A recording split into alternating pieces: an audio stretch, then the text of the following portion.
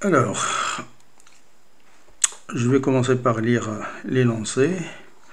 Un système à 2 degrés de liberté, régi par l'équation de mouvement suivante, mx de points plus kx égale à f sinus oméga t, et on donne la matrice des masses et la matrice des raideurs, ainsi que la force bien sûr. Première question, dessiner le système physique en indiquant les valeurs des masses et des raideurs différents ressorts. Alors là, nous avons l'habitude de déduire la matrice Raider à partir d'un schéma. Maintenant, on donne la matrice et on demande le schéma. Donc, ici, nous avons deux masses. Ok, donc je vais commencer par dessiner les deux masses. Et là, les valeurs ils sont identiques, mm. Puis, en fait, je vais commencer directement par la deuxième colonne. Cette valeur, en fait, il montre la valeur de la raideur entre la deuxième masse et le bâti. Et cette valeur 2K, c'est la somme des deux. Voilà, comme ça, si on utilise la méthode des coefficients d'influence, je bloque la première masse et j'applique un déplacement unitaire à la deuxième masse, je vais avoir une force qui sera transmise au bâti qui est moins K et une force ressentie par la deuxième masse qui est 2K. Alors, le moins K, je le retrouve ici, celui-là. Voilà. Et donc, il me reste le premier ressort, il a une raideur de 3K. La deuxième question concerne les pulsations propres. Trouver les deux pulsations propres. Nous avons la matrice M, la matrice K, donc il suffit de résoudre le système K. Et donc là, j'ai 4K moins lambda M, moins K et 2K moins lambda M. Donc, j'ai dit, il suffit de résoudre l'équation déterminant 2K moins lambda M égale à 0. Et lambda, c'est la valeur propre. Et la pulsation propre, ça va être racine carrée de lambda.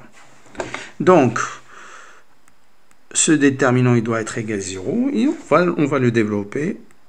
4K moins lambda n, facteur de 2K moins lambda m, moins K au carré, égale à 0. Je vais commencer par les puissances supérieures. Donc, si j'ai moins lambda m fois lambda m, ça fait lambda carré m carré. Puis, je vais avoir 2K fois moins lambda m, plus 4K fois moins lambda m, ça fait moins 6K lambda m. 4K fois 8 fois 2K, ça fait 8K au carré, moins K au carré, ça fait 7K au carré. C'est une équation de second degré en lambda carré. Donc, je vais calculer le delta prime. Donc, ici, j'ai 2 fois 3. Donc, ça fait 9 lambda carré m carré moins AC, donc moins 7. J'ai oublié K carré. 7K carré m carré, qui est égal à 2 fois carré m carré. Donc, les solutions sont lambda égale 3km plus ou moins racine carrée de 2 km divisé par a qui est m carré. Ou bien 3 plus ou moins racine carrée de 2 k sur m. Donc la première valeur propre, c'est égal à 3 moins racine de 2 k sur m. Et la deuxième valeur propre, c'est 3 plus racine carrée de 2 k sur m.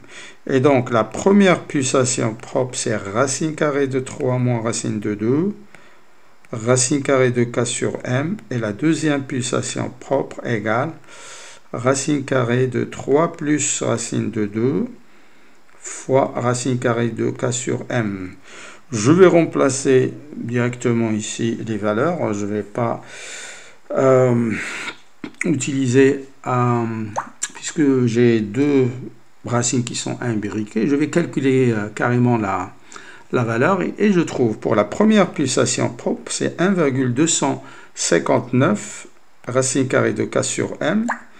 Et la deuxième pulsation propre, le racine carrée 3 plus racine de 2, c'est égal à 2,101 racine carrée de k sur m.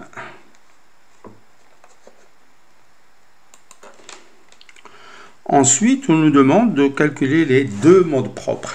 Donc, il suffit de résoudre le système 4k moins k moins k 2k facteur d'un certain vecteur. Alors, je vais aller directement au résultat. Donc, je sais que c'est un vecteur qui a deux éléments, puisque le système il a 2 degrés de liberté. Et le vecteur propre, il est déterminé à une constante près. Donc, arbitrairement, je choisis la première valeur égale à 1. Et la deuxième, c'est l'inconnu, x2. Alors, égale, première pulsation, plutôt valeur propre, puisque je cherche le premier vecteur propre. 3 moins racine carrée de 2, k sur m, facteur de m, 0, 0, m, fois 1x2.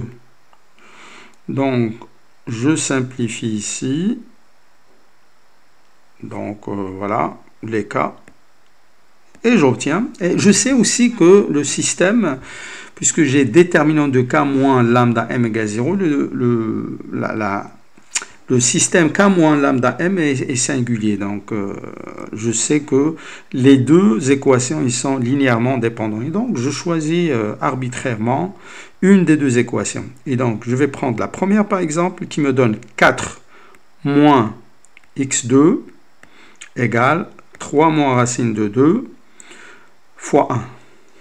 Et donc, x2, c'est égal 4 moins 3, 1, plus racine de 2. Le premier vecteur propre est donc 1 plus racine de 2. Et en fait, n'importe quelle constante fois ce vecteur, ça va donner exactement... c'est aussi un vecteur propre, ce que je voulais dire. La deuxième solution, c'est-à-dire le deuxième vecteur propre, donc de la même manière, 4k moins k 2k. Là aussi, je vais choisir arbitrairement, puisque le vecteur propre est déterminé à une constante près. Donc, je vais choisir arbitrairement la première valeur égale à 1. Et puis, je choisis la deuxième valeur propre de k sur m, 0, 0, m, 1, x2. Et donc, ça donne, je simplifie par k et m, et ça me donne 4 moins x2 égale à 3 plus racine de 2. Ou bien x2 égale à 1 moins racine de 2. 1 moins racine de 2. Le deuxième vecteur propre, c'est 1 moins racine de 2. Et donc, la matrice modale phi, c'est égal à 1 plus racine de 2, 1 moins racine de 2. Donc, avant de continuer, j'ai remplacé 1 plus racine de 2 par sa valeur 2,414 et 1 moins racine de 2 par moins 0,414. Donc, la question suivante, normaliser les deux modes propres par rapport à la masse. Donc, c'est classique. Je vais calculer 1,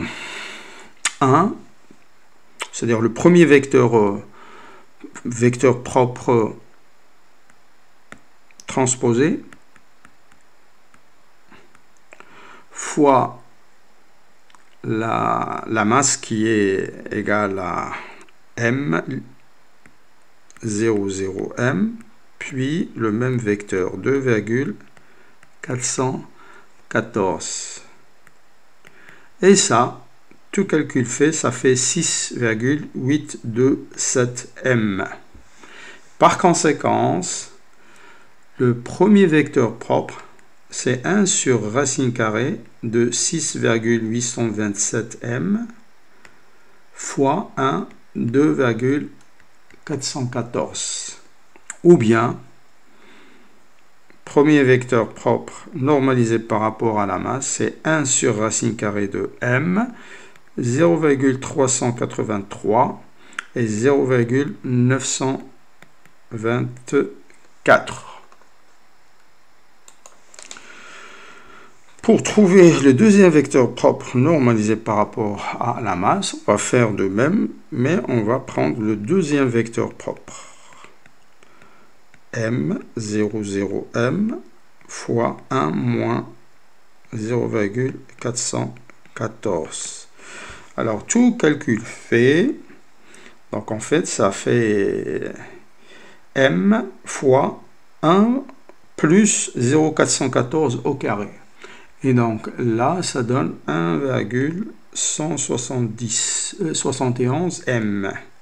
Et donc le deuxième vecteur propre, c'est 1 sur racine carrée de 1,171 m fois 1 moins 0,414. Et tout calcul fait, on trouve 1 sur racine carrée de m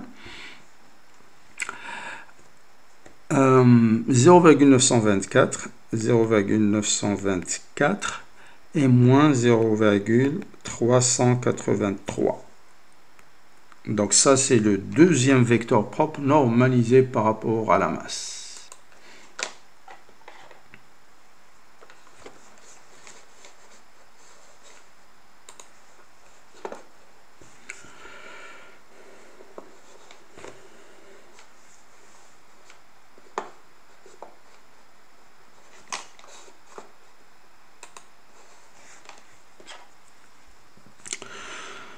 Alors, on nous demande de vérifier le résultat trouvé en utilisant le quotient de Rayleigh. Quotient de Rayleigh, allons-y, dans QR1 pour le premier quotient. Donc, c'est 1. Je peux travailler avec les expressions trouvées ou bien avec les valeurs approchées. Donc là, je choisis d'utiliser le vrai vecteur propre au lieu d'utiliser les valeurs que nous avons trouvées, 2,414, etc. Donc 1 plus racine de 2, ça c'est le transposé du premier vecteur propre, fois 4k, moins k, 2k, fois le même vecteur propre, 1 plus racine de 2. Et là, je divise par... Alors, remarquez qu'on aurait pu utiliser la matrice modale ou bien les vecteurs propres normalisés par rapport à la masse. Ça m'évite de calculer le dénominateur puisque le dénominateur, il va être égal à 1. Mais bon, puisque j'ai commencé comme ça, allons-y. 1 plus racine de 2... fois 1 plus racine de 2 et m, puisque la matrice m, c'est m fois l'identité. Ok, donc ça fait k sur m. Je calcule le premier vecteur d'abord. Donc 4k fois 1 moins k fois 1 plus racine de 2, ça fait 3 moins racine de 2. Et le deuxième, moins k plus 2k facteur de 1 plus racine de 2, ça donne 1 plus 2 racine de 2. Et le dénominateur, ça fait 1 plus racine de 2 au carré. Et donc, ça fait k sur m, 3 moins racine de 2, plus racine de 2, facteur de 1 plus 2 racine de 2. Ok, donc, je l'écris, 3 moins racine de 2, plus 1 plus racine de 2, facteur de 1 plus 2 racine de 2. Et le dénominateur, en fait, en développant donc ça, 1 plus racine de 2 au carré, ça donne 4 plus 2 racine de 2. Et donc, ça fait 4k sur m, 4 plus racine de 2 sur 2 plus racine de 2. Et donc, si je multiplie en haut et en bas par 2 moins racine de 2, ok, donc ça fait k sur m, 4 plus racine de 2 fois 2 moins racine de 2. Alors, au dénominateur, j'ai 2 au carré, c'est 4 moins 2, c'est moins 2, c'est 2. Voilà. Et donc, ça fait k sur m. Et là, ça donne 4 fois 2, 8, moins 2, 6. 2 racines de 2 moins 4 racines de 2, ça fait donc moins 2 racines de 2 divisé par 2, et ça fait k sur m fois 3 moins racine de 2. Donc, qui est égal à oméga 1 au carré.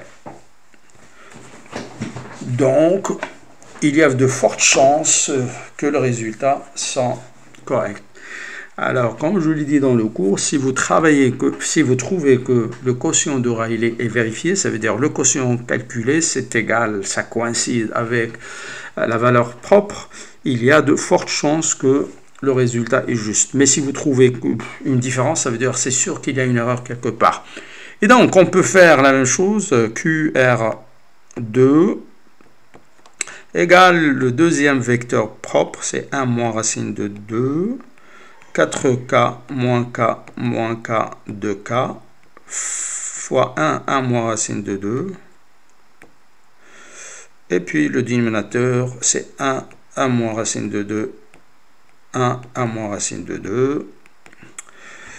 Je développe les calculs et on trouve 3 plus racine de 2 égale à oméga 2 au carré. Donc, le deuxième quotient de Rayleigh coïncide avec la deuxième pulsation propre au carré, ou bien la deuxième valeur propre. Donc, il y a de fortes chances que les choses se sont bien passées. Bien sûr, on aurait pu, comme j'ai dit, calculer les quotients de Rayleigh en utilisant les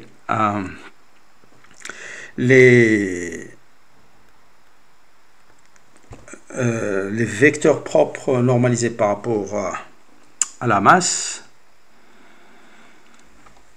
Et donc là, j'utilise le vecteur que nous avons trouvé, 0,383, 0,924.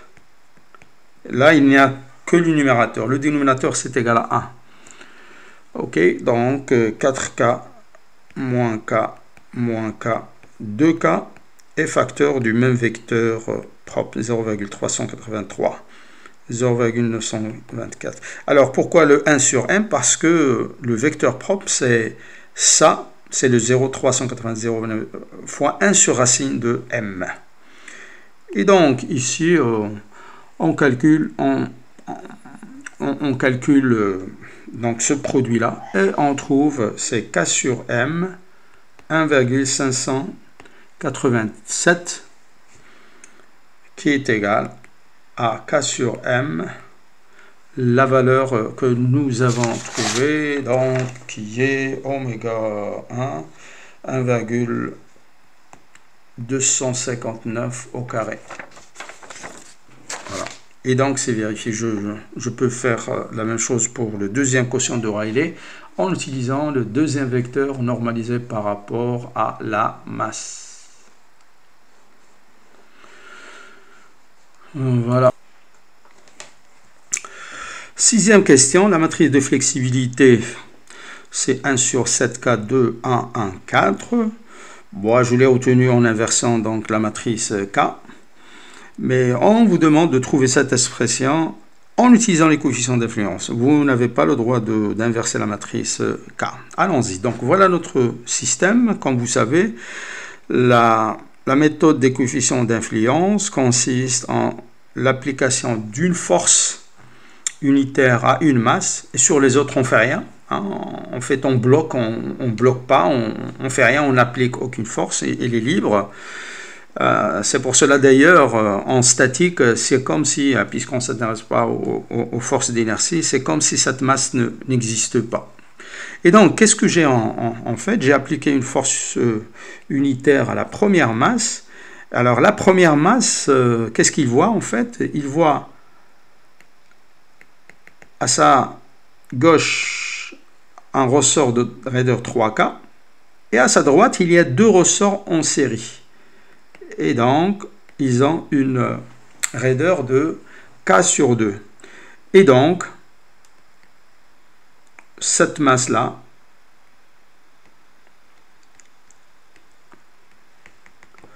qui est excitée par une force unitaire, il va se déplacer de x1. Et là, j'ai deux ressorts qui sont en parallèle. Et donc, c'est 3K plus K sur 2. Ou bien 7K sur 2.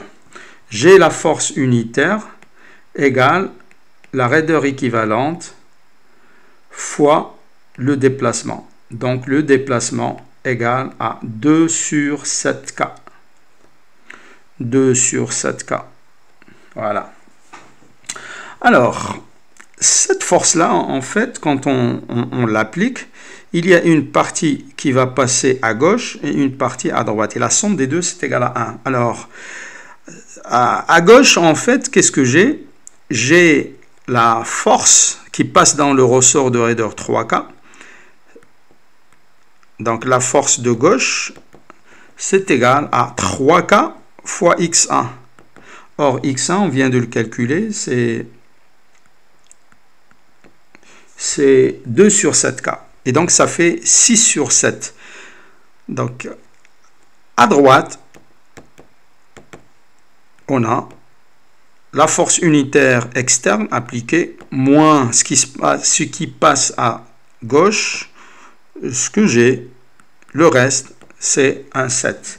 Alors, cette force-là, de 1,7, elle est partout la même puisque les deux ressorts ils sont en série. C'est pas la peine de considérer cette force-là, K fois x2 moins x1, parce que c'est la même force qui arrive jusque-là. Voilà. Donc, cette force, 1/7, c'est elle qui va traverser le ressort entre le bâti et la deuxième masse. Et donc, c'est égal à K fois x2. Et x2, c'est égal à 1 sur 7K. Voilà. La matrice, elle est symétrique. Donc, nous avons trouvé aussi A, 1, 2. Voilà.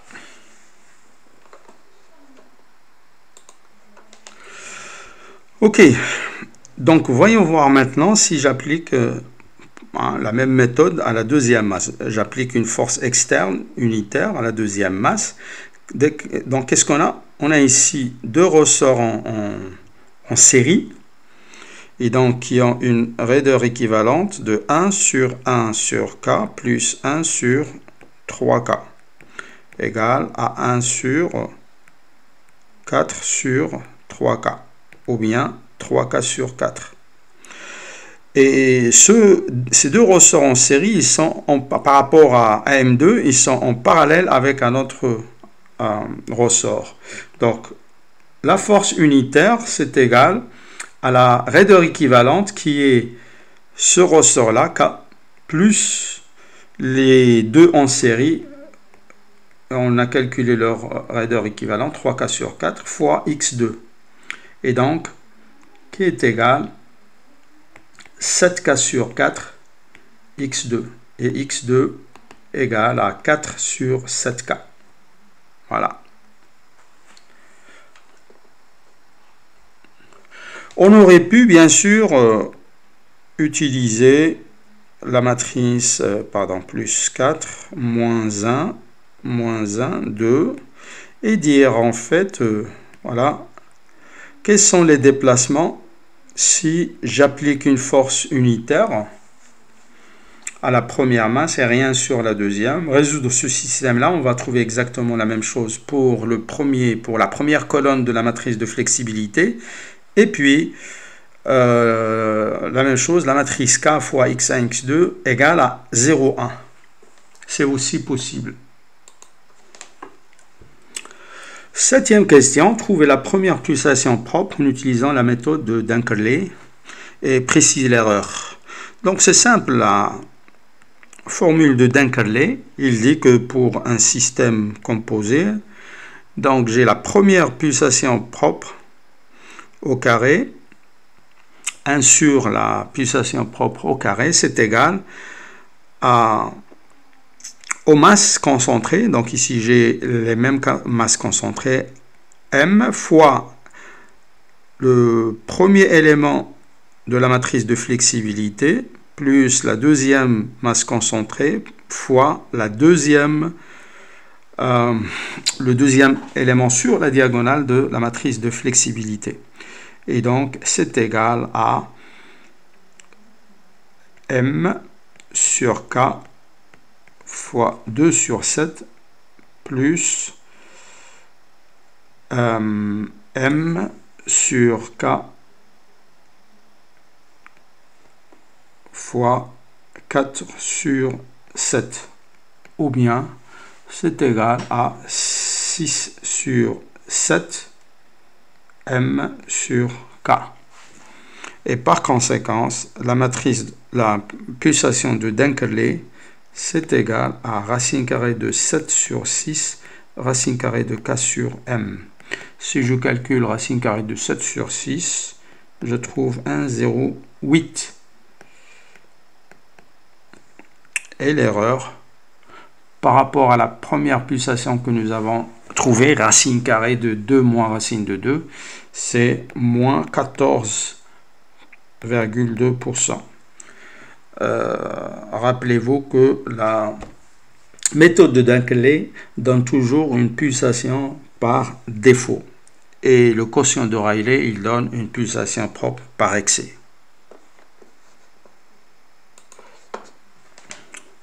Ok, trouver la réponse du système à la force indiquée. On ne s'intéresse qu'à la solution particulière. Ça veut dire on ne s'intéresse pas au régime transitoire.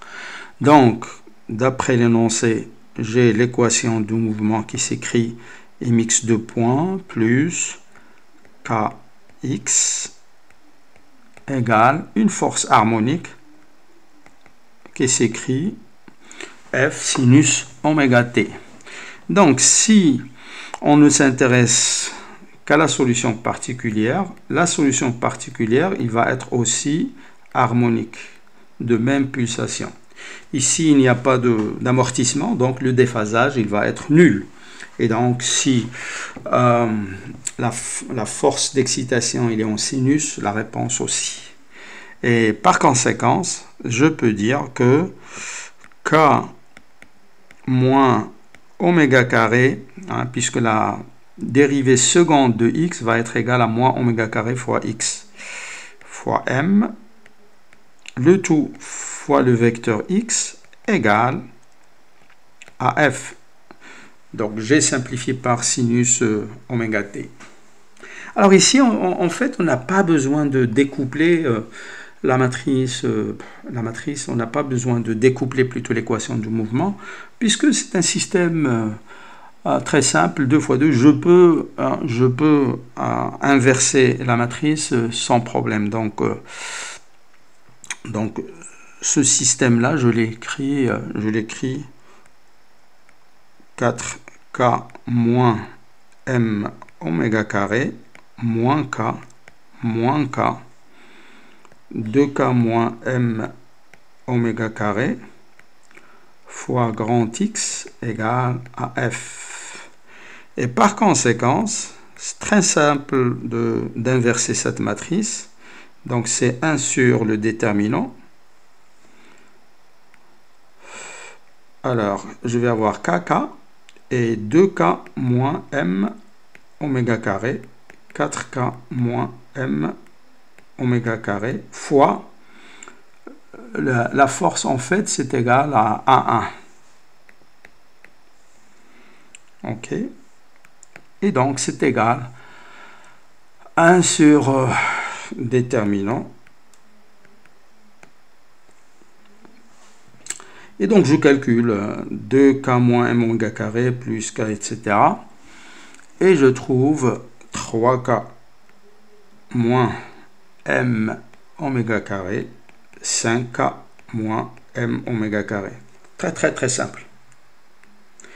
Et justement, la question suivante, on me dit, que se passe-t-il lorsque l'on excite le système à la pulsation tel qu'oméga carré égale 3k sur m? Eh bien, on voit que dans ce cas-là, on va avoir notre vecteur x égale à 0 fois 2k et 1 sur déterminant. Bien sûr, il faut remplacer oméga par racine carrée de 3k sur m. Donc, qu'est-ce qui se passe ici, hein? J'ai la première masse, quand on excite avec 3k, quand on excite avec une force qui est la même sur les deux sinusoïdales de pulsation racine de 3k sur m, cette masse ne bouge pas. Il n'y a que la deuxième masse qui oscille. Et bien sûr, ce qu'on appelle cette pulsation, c'est la pulsation d'anti-résonance pour la première masse. Et la deuxième masse, il a une deuxième pulsation de résonance, oméga carré égale à 5k sur m. Et dans ce cas-là, c'est quand on excite avec la deuxième pulsation d'anti-résonance, en fait, cette masse, elle est immobile et cette masse se déplace. 10e question, expliquer physiquement le phénomène quand on excite le système à la pulsation oméga égale racine carrée de 3k sur m. Ou bien, j'ai m oméga carré égale à 3k. Donc, ça veut dire à la pulsation d'anti-résonance. Alors, qu'est-ce que j'ai en fait? Je me concentre sur la première masse. Elle est excitée par une force externe. Donc, le déplacement, il est nul, etc. Mais pourquoi? J'ai une force externe qui est appliquée. Mais là, en fait, même si x1 égale à 0, ok, j'ai la deuxième masse qui bouge. Et voyons voir la solution. x2, c'est-à-dire le déplacement, l'amplitude de déplacement de la deuxième masse. Et je vais appliquer la formule. Donc, le déterminant, je l'ai développé ici. Donc, j'ai 4k. Le m oméga carré, c'est égal à 3k. Moins 3k. Facteur de 2k moins 3k. Moins k au carré. Je remplace m oméga carré par 3k. Et donc, ça fait 0. Puis, 2k. Alors, qu'est-ce qu'on a ici?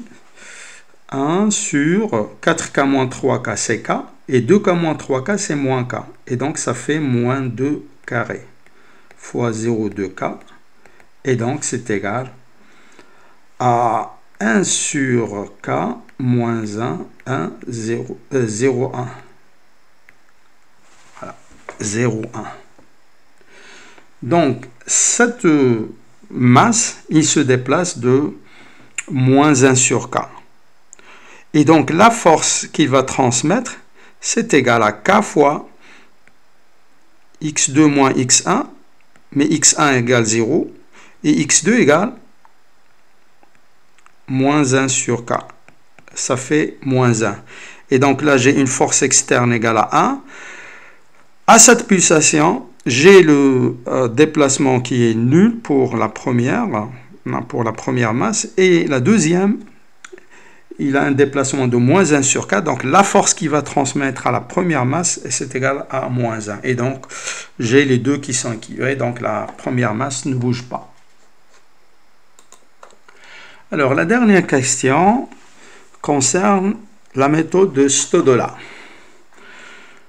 Donc, on nous demande de prendre K sur M parce que je sais que tout ce que je vais trouver, c'est à K sur M près. Donc, on va prendre K sur M égale à 1.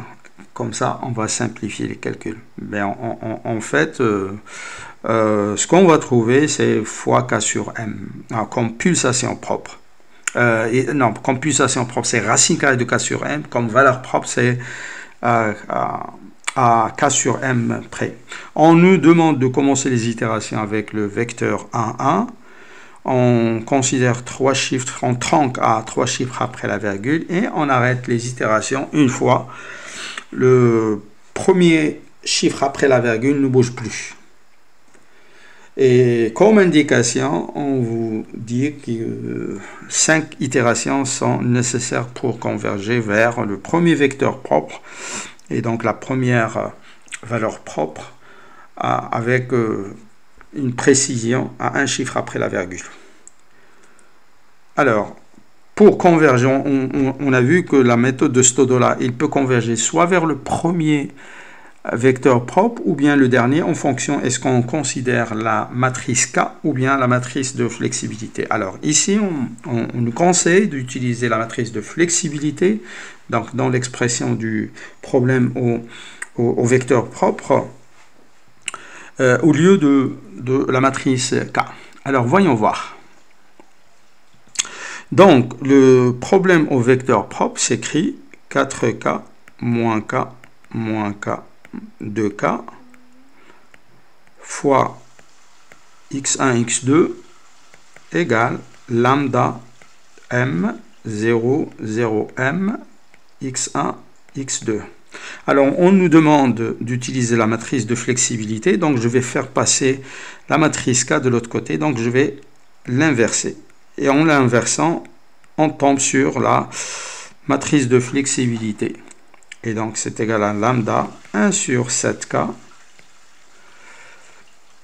2, 1, 1, 4 fois m 0, 0m fois le vecteur x1, x2. Ou bien, c'est égal à lambda 1, 7. Puisqu'on nous a demandé de prendre K sur M égale à 1. Donc, on va simplifier. Le M et le K ici vont disparaître.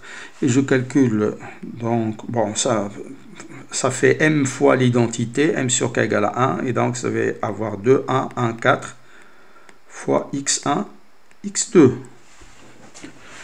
Donc, si X1, X2 c'est un vecteur propre, il doit vérifier ça.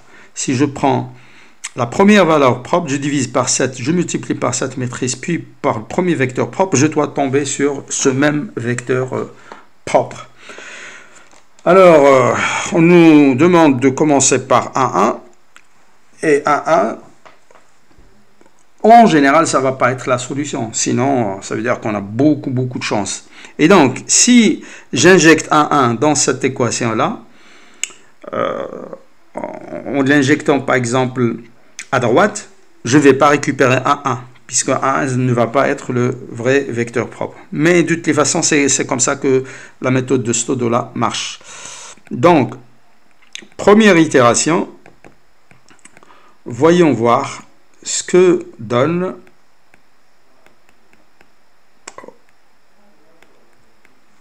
le produit de cette matrice avec 1, 1.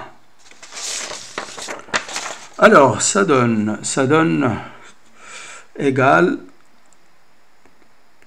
lambda 1, 7. 2 plus 1, c'est 3. Et 1 plus 4, c'est 5. Et donc, j'ai 3 septièmes, 5 septièmes. Alors ici, je vais utiliser les valeurs numériques. Et donc, ça fait 0,429 lambda fois 1 sur 5 sur 3. En fait, ce que j'ai fait ici, j'ai normalisé le vecteur de façon à toujours avoir le premier élément qui est égal à 1. Donc j'ai divisé par 3, et donc ça fait 3 sur 7, ça fait 0,429. Et le deuxième élément, c'est 5 sur 3, qui est égal à 1,666, etc. Alors, j'ai injecté un 1, et j'ai comme vecteur, j'ai obtenu quelque chose fois le vecteur 1, 1,666. Alors, on me demande d'arrêter les itérations une fois j'ai le premier chiffre après la virgule. Donc ici, le premier chiffre après la virgule, c'était 0, et là, c'est 6. Donc, c'est sûr que on n'a pas encore convergé. Deuxième itération, ça c'est la première itération.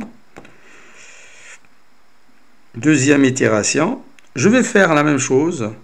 Je calcule x1, x2 en injectant donc